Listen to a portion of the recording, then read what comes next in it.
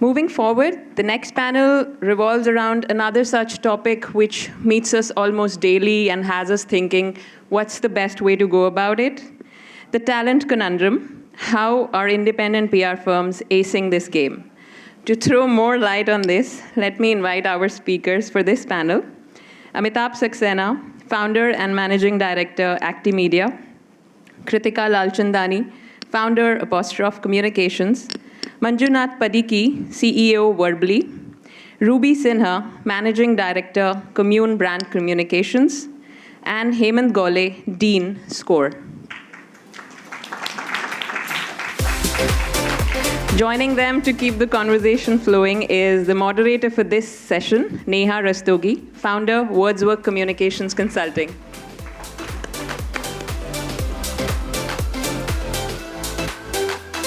So, a very warm welcome to all of you, which I'm sure will be a very compelling session. I don't think there's anyone in this room who hasn't had some or the other issue or something to say about talent. I think that's the big elephant in the room that we all keep wanting to talk about. And thanks, Kritika. Very challenging session indeed, because there's so much to cover over here. But I'll keep it short and concise to areas which include acquisition, retention, and training.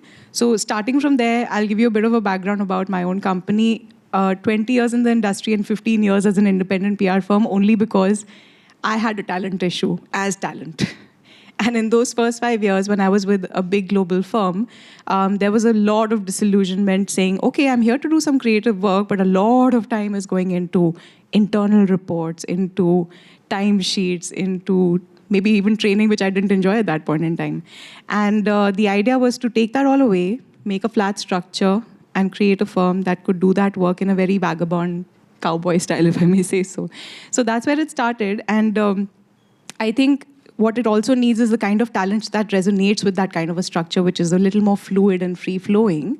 And you need more entrepreneurial thinking people in your own team, is what I thought. But I would love to now hear from our panel, who are all in their own ways in the same area, right? So I'd like to start with Amitabh from ActiMedia.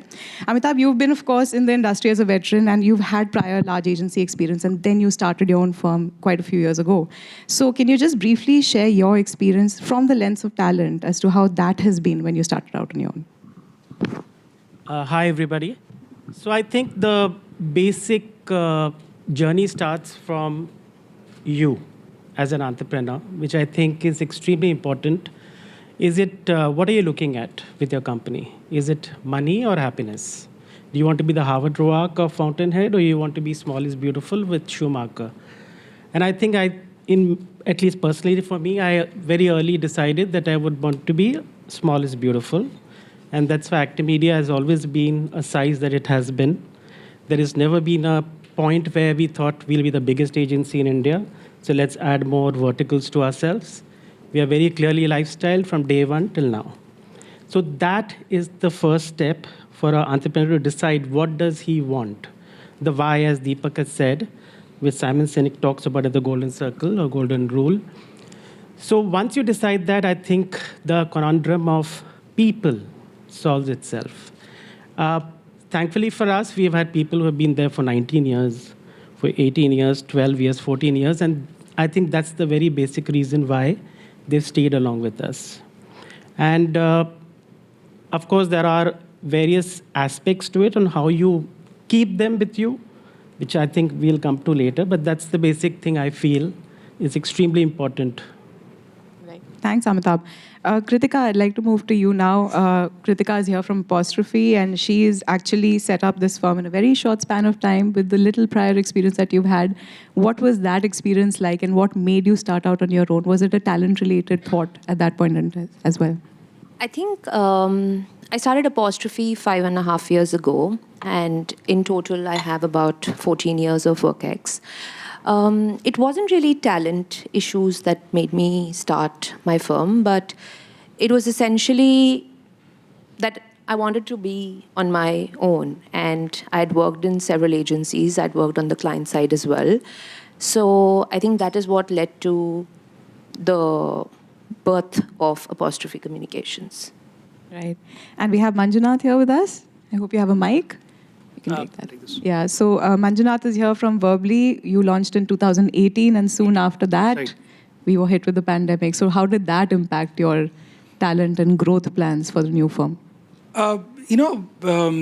Before I started Verbly, I was with this organization called TextWarner and now Archetype. And one of the things that I took from there when I started Verbly was that talent will never be an issue. Because I was running a team which was, had the best retention.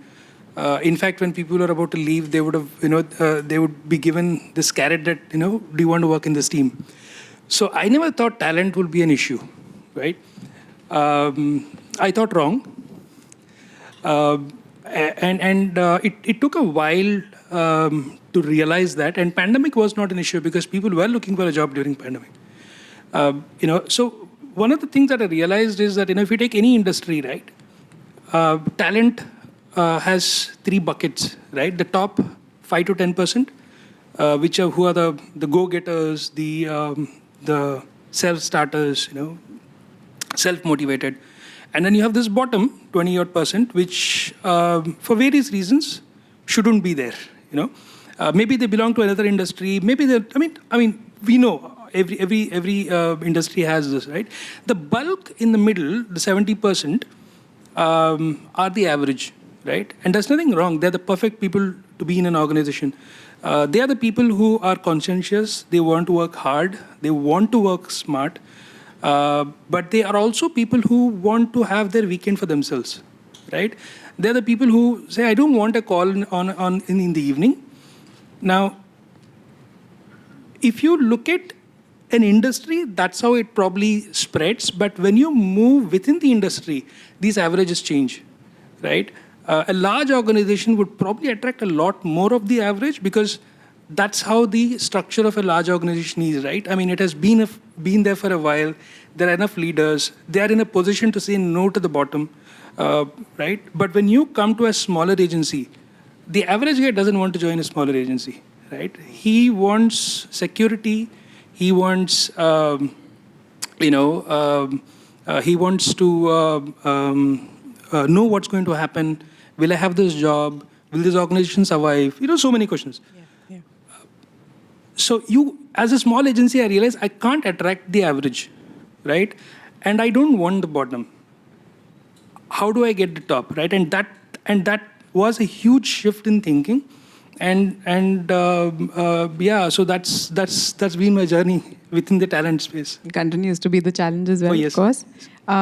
Ruby, you've been, of course, around for a long time and you've had your independent firm also for a very long time. Is this an issue for you as well, or do you think you've managed to crack that success code when it comes to getting the right kind of talent mix? Thank you for inviting me on the panel. I think none of us have really solved this issue, but when you start your firm, you start with a certain vision. So when I started Kommune, I knew what were the challenges being in a larger firm because I had worked in a lot of global agencies prior to that. And there was a certain thing that I had in mind that this is what clients would come to me for. And I would be working on this particular set of clients. And this is the sort of talent I wanted. So I wanted my core team to be very strong. And that's the way we've grown. That core team is still there with us, and we really concentrate a lot on the mid and the senior management level because we offer senior level engagement to clients in a very dedicated manner. Of course, we do face a lot of challenge in the fresher zone when we are hiring. And you're right, even if today my daughter is joining somewhere, I would like to know whether she's joining a global MNC if it's her first job or a small organization like ours.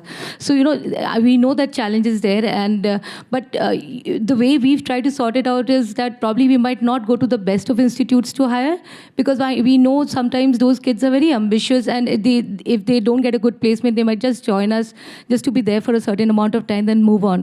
So sometimes I just go to smaller cities. I'm from Calcutta. I hire a lot from Calcutta. From other cities also, what we see more is if the child has sincerity and, and dedication. He might not be the smartest kid in his class, but he might be has a sincere approach. And I feel that's in the long term. These are the kids who stick around with you.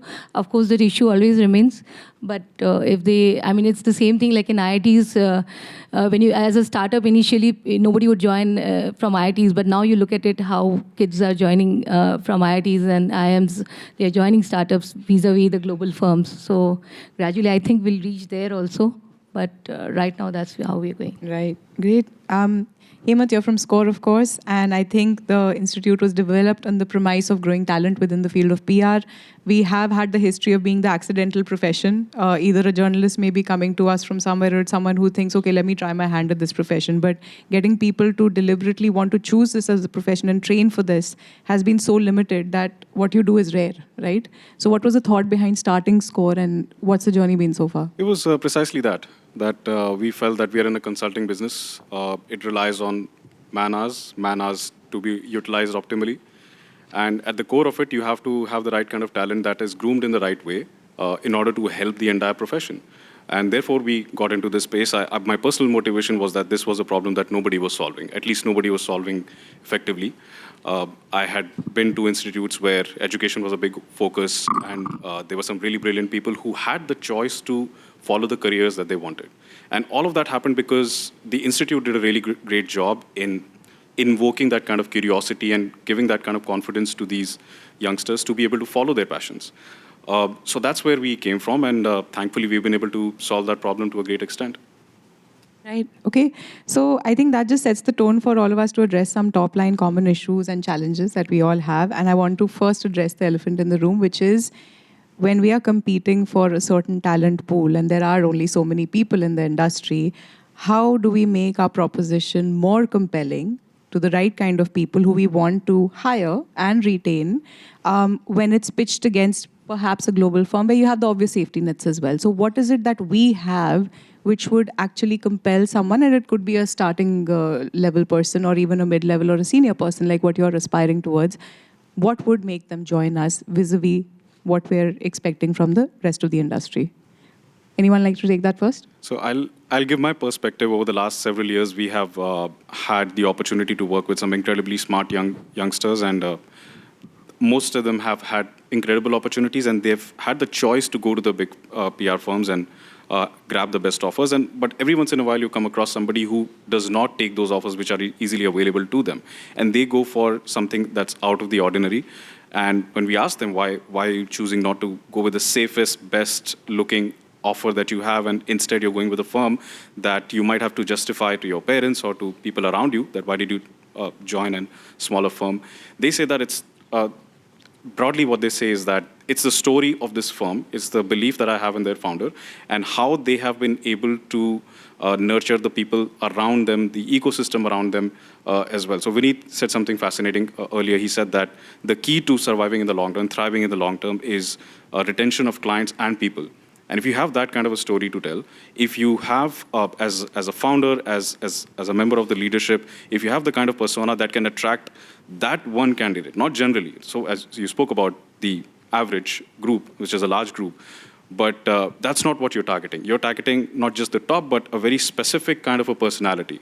But as a founder, if you can attract those people, if you can speak to them in some way, if you can convey that kind of a story, you will not only attract the best and the very kind of talent that you want, but you will also filter out the others who perhaps will not stick around with you for the long term. So, and that should be the focus for recruiters, especially those who come to our institute. We tell them that don't look for X number of candidates, look for this kind of a personality. Be completely honest with the kind of talent that will not only you want, but also that will thrive in your organization for a long time. And I promise you, if that talent is there in our pool, they will approach you directly, and they will reject any other offers to join you. Right. Any other thoughts on this one? So, from my perspective, essentially, it's see today's the conundrum is not for the senior people because they're very clear. They know what they want to do. They have been through big agencies, small agencies, and then they come and become your pillar in your organization. The problem with the people is the younger generation, and I think they're very, very entitled. They know what they want to do. They are very clear that you are not the advisor, they are the advisor. So the idea is to charm them into coming into your company. A lot of them have been pretty young, but fabulous in the digital space, fabulous to know what is trending, what is not, what is happening. So the idea is to how do you catch them? And thankfully for us, lifestyle is like a Bollywood for the PR industry. So they love the fashion, the partying, the launches that happen. Not anymore though, after the pandemic, but it used to be a very, very big draw. But they still like storytelling as a concept. Everybody comes with and when you interview them, they say, oh, we are very good storytellers. I like content writing. It's a new buzzword today. So how do you get them in is the key. And if they see that you have great clients they want to work on, they are very happy to join you. But retention is another issue altogether. That's the next issue, yeah. I think I'm definitely coming back to you on the retention topic.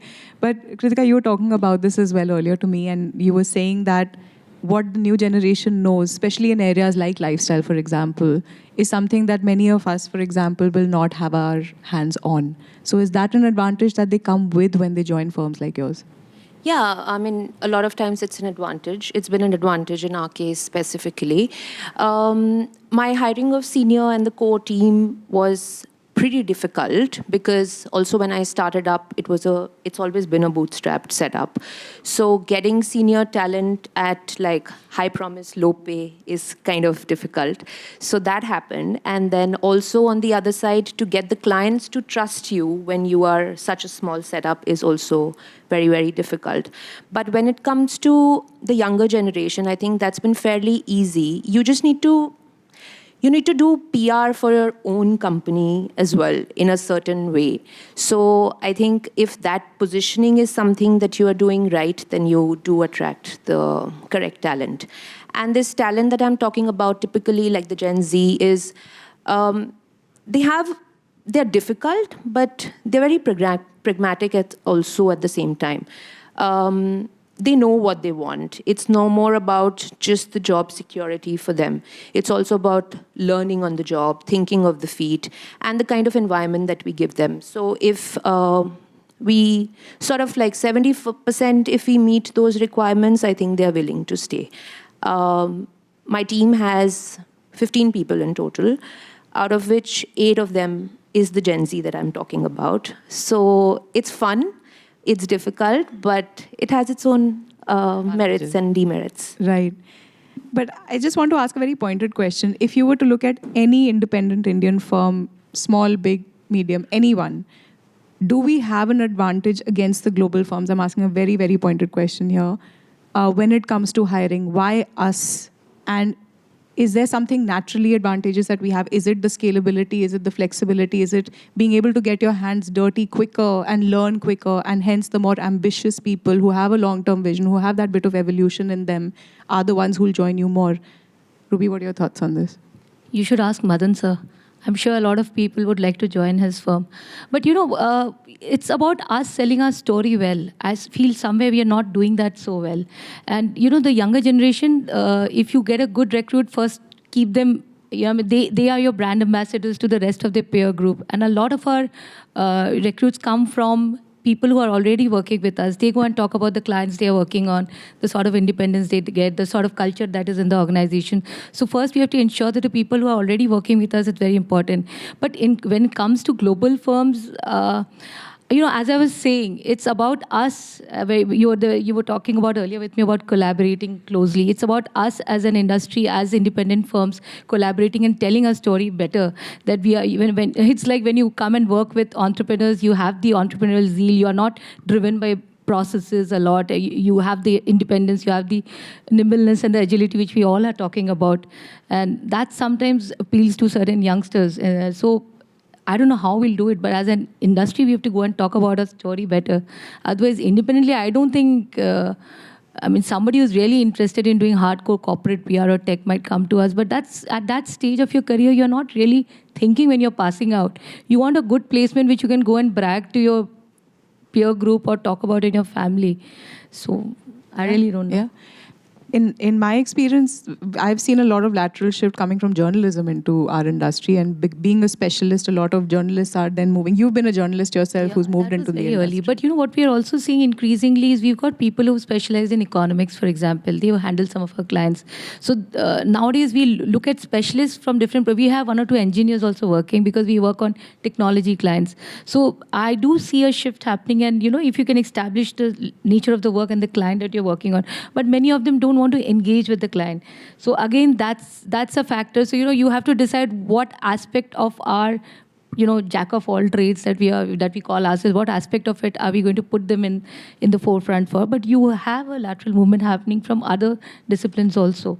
Coming into us. Yeah, absolutely. So moving on to the retention point now, I mean, while we bring in talent, there is a lot of movement and fluidity in the industry for various reasons.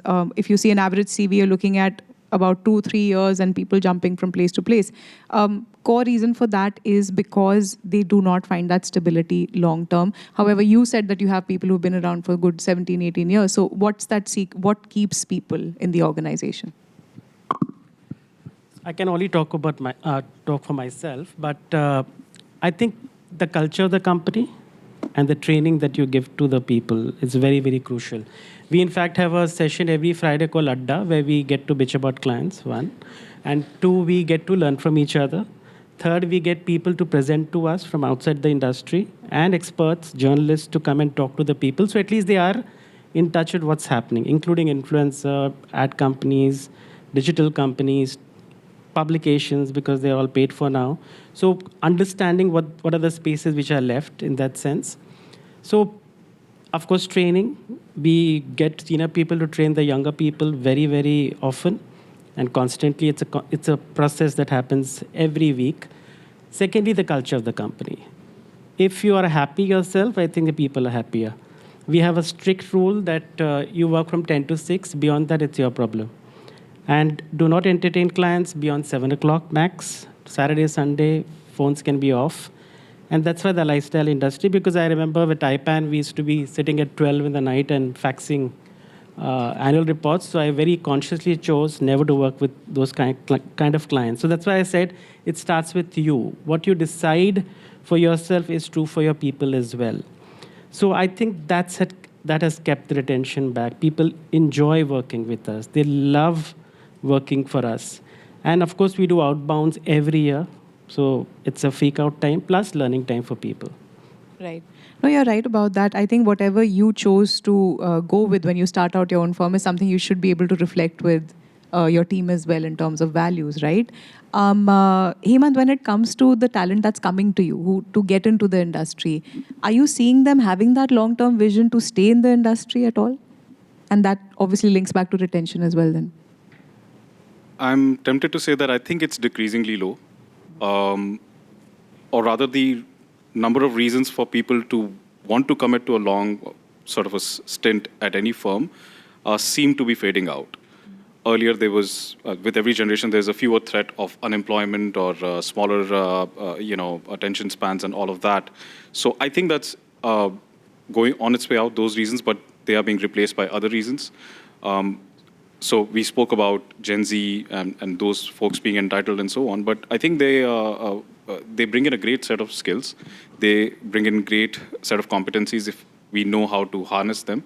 We know how to make them curious. We know how to motivate them. They will continue to stay. And I mean, I think I can, on the retention bit, I think I can add a point of view that perhaps as a third party only I can add, which is that in the best examples of retentions that I've seen, whether they are in individual teams within firms or firms as a whole, are where it's just treated as a job, that you're an employee, I'm an employer. This is your motivation to stick around. As long as I'm able to provide you with those incentives and motivations, we'll stick around. It's not a family. It's not the culture. We like to say that it's the culture that holds people back to be able to give us the impression that maybe there's something we can control besides compensations and other things that are not in our control. But those are the firms that have been more successful, that hey, I'm paying you for something and you're giving me this in return. It's a perfectly balanced equation. As long as that equation is balanced, people will continue to stick around. Kritika, do you agree with that? Is culture important or not important? I'm afraid not. Because I feel like in a boutique structure like mine especially, it's a lot about interpersonal connections that you have with your team. Whether or not the senior team is approachable, how much can you learn from them? What sort of casual hangouts are you having? What sort of professional demeanor do you maintain in office? How comfortable the entire team is to talk to each other and also talk to to say the founder or the CEO or whoever is at the top. So I think if that accessibility, that approachability is there, people do stick around. Those soft skills make a lot of difference in my personal experience. It's, yes, balance is necessary. I'm not saying it's not, because if you don't have that balance, you compromise on professionalism. So we don't opt to do that either. But all of these smaller gestures, smaller skill sets do make a lot of difference. Right. So I was thinking PR is a passion-led profession. I don't know, maybe I'm wrong, but is that the case now, or are we looking at a differentiated set of talent over here? I think talent is a problem across industries, not just PR, and we get the leftovers, to be very fair. And to be honest, the thing is that from there we need to choose the people who want to join us. One, because we are not a high-paying industry, at the initial level at least, so people don't want to come in. The people who have the skill sets rather join a Citibank or any other company where they'll be miserable for their lives, but they rather not come to you because money is a starting factor, very clearly. But I would disagree. Money is very important, but if you're paying the market rates, it's fine to begin with. You need to build a personality for your brand. You can be a Michael Kors, it's expensive, you can buy it, but you don't know what it is. Unless you build a personality for Michael Kors, what it gives you, what it lends you, it's not worth the effort. I'll go tomorrow to some other brand. So I think culture is a personality for your organization, which is extremely crucial to build for anybody. And that's how you stand out automatically. And that's how you are known as a specialist in this space. So I think it's a healthy balance of culture, and then moving on to aspects like training, which are critical. Because if someone feels that they're experiencing a value add to their career and their profession, that's a big aspect of them wanting to stick on as well. But I personally struggle with things like training, getting the right format in and not having a cookie cutter approach to training, because whatever training I've experienced so far in PR specifically has been given by someone who doesn't understand PR in my mind.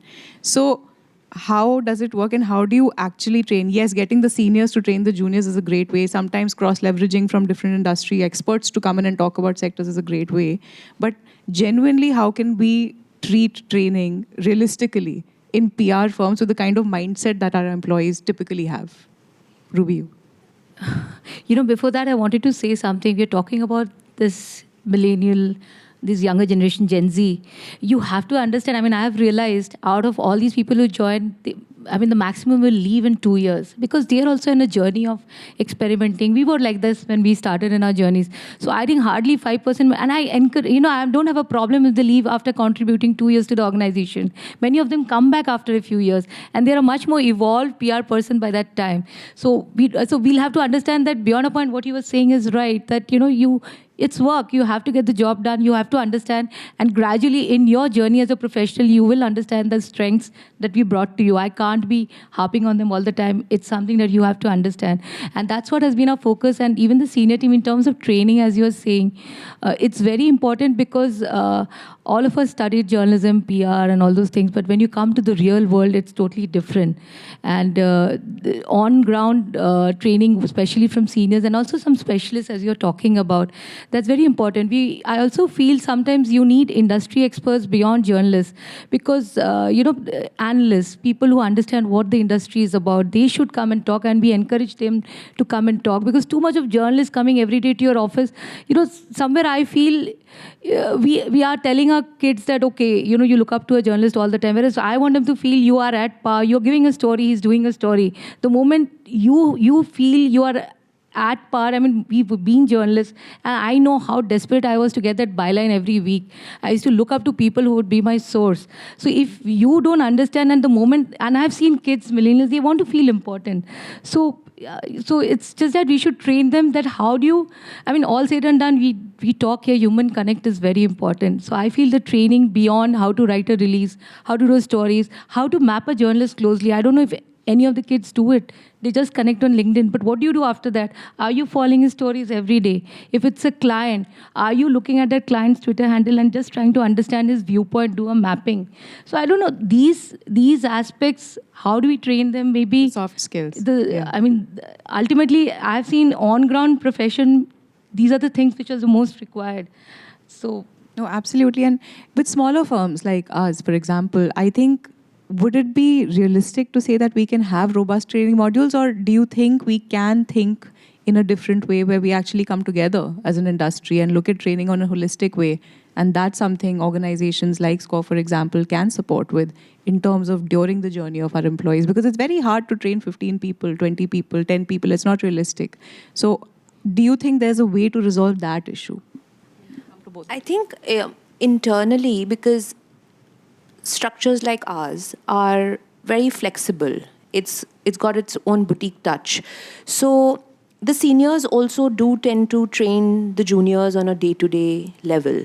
So whether or not you have a robust training program, which in most cases is unlikely to have, this sort of on-the-job training is happening on a daily basis. So that also contributes largely to how the workforce is trained and how they perform. Plus, I feel like companies coming together, like I have counterparts in Bombay, in Bangalore. Those are my collaborations that I've done. And we feed off each other. You learn off each other as well.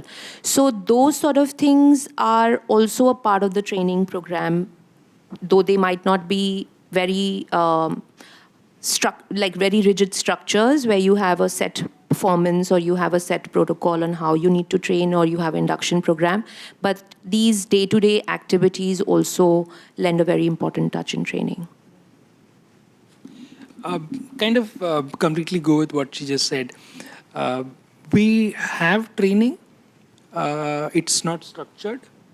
Two reasons. One, obviously, it's a small team. Second, it's dispersed. People now, are across the country. What we have instead is a very robust mentoring program, right? So each person is assigned to another person, and it need not be the immediate reporting manager. It's usually not the reporting manager. It's somebody, for instance, we have people in the PR team having a mentor in the content team, right? So that has really helped in one, stickiness, two, more people talking to each other, even though it's a small team, because you're not sitting in the same room like pre-pandemic.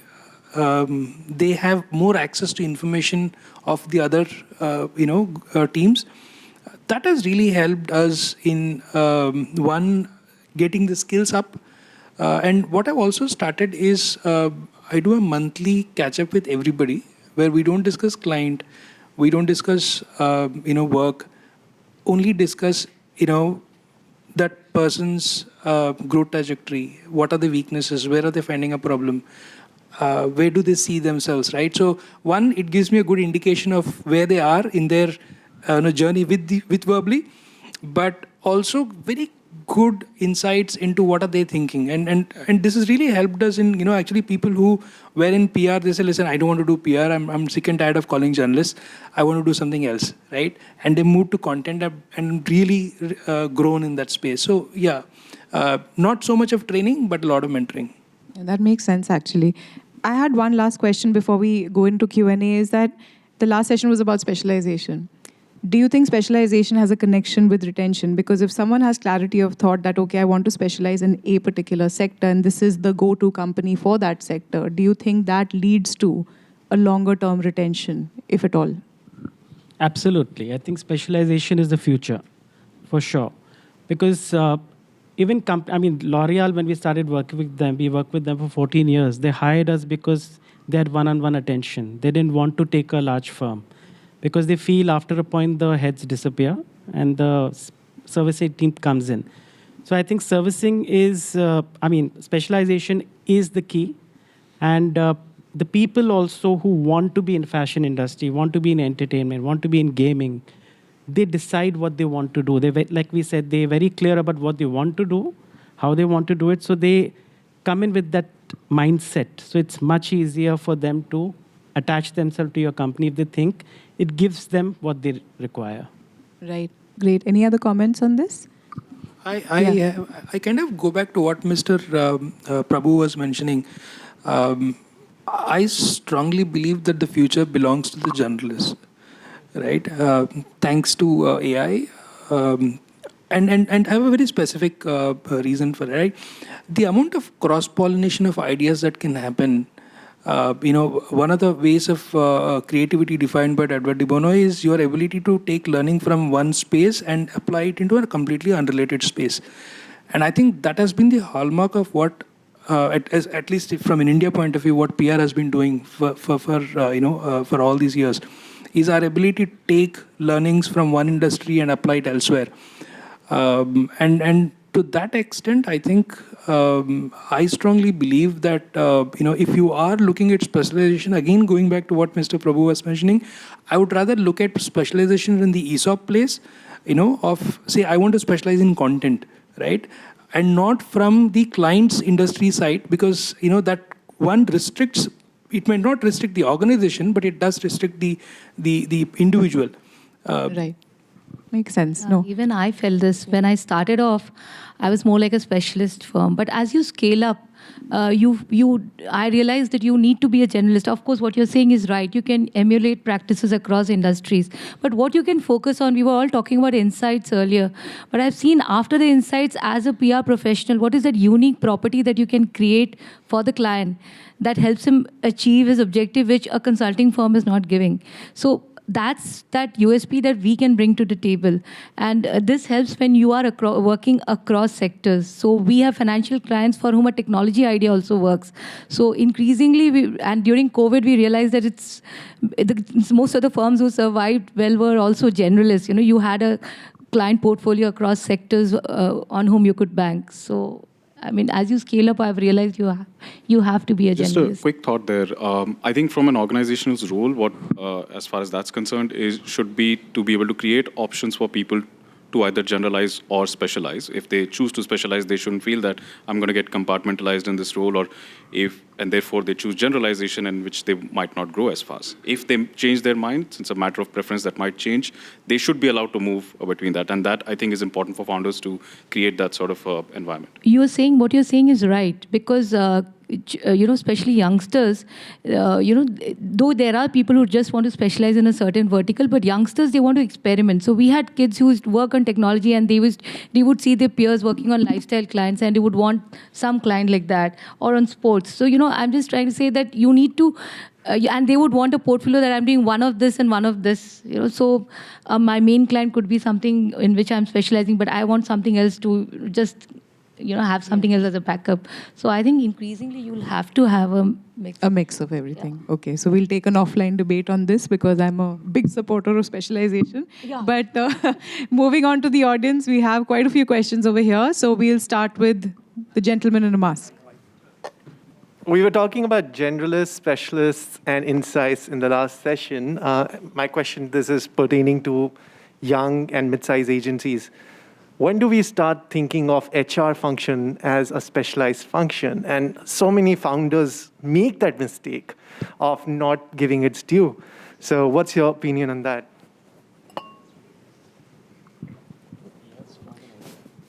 No, you're right. So initially, when you start off, you feel I know everything, and you're scrimping on budgets, and so it's also been my experience. I can tell you from experience, I had taken an outside HR consultant, and somewhere I realized after 6 months, the concerned person was poaching my kids only out somewhere else. So I've been through that also. So after that, but I do realize, and now we are really focusing on HR, because beyond a point, as you scale up, you need somebody to come and think of processes which are more employer friendly. We don't know everything. We know our job. So what you're saying is right. We do need a specialized HR function, and I mean people who are dedicatedly working for your organization, not part-timers. Okay, I have two questions very related. I think as an independent PR firm, and I would like to know all of your answers, is how successful have you been in building a second rung? As in a CEO who can professionally manage things. And it's also related to succession planning, because life is so fickle currently. What happens if we are not there tomorrow? How do we make sure that the agency continues? Who's answering? You're answering. May I? All of us can answer. I think it's a very important point, to build team below you. At least from my point of view, very clear right from the day one that you first build a leadership team. I know it kind of sucks cost. It's very easy to have a small team where you holding everything. But having a second rung of team is very important. And what it also does is it kind of answers some of the other questions, right? You bring in specialization elsewhere. So within the core team, we have somebody who's only focusing on HR outside of what they do from a daily point of view. Somebody who's only focusing on brand building and marketing, and that has helped in create verticals, including HR that you mentioned, and it also helps in making sure that there are owners. Because otherwise, in a small organization, it becomes one person's job to do everything. That's if that answers. Hi. One last question. Yeah, please. Hi, I'm Kunal from Value 360. Yes, okay. So Rachna started off her address by saying that she was working in a global agency and she was sometimes attending some of the training that she was not even interested in. And we as a founder, sometimes That's Neha. Neha, sorry, Neha. So I believe we as a founder sometimes are looking at our talent from a training perspective to build a team of average for everything rather than creating master of specialization for a specific skill set. Now, when we are looking at a client, when we look at analyzing a client, we look at their problem statement and then we look at solution. Are we looking at our talent like that?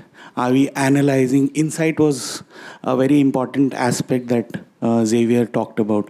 Are we looking at insight of what that talent is capable of, what is his or her strength, and then formulating a training program accordingly? Or we are saying, let's train everybody on one training program and push them to something that they might not be interested in. They might not be willing to actually pursue that aspect in our communication space.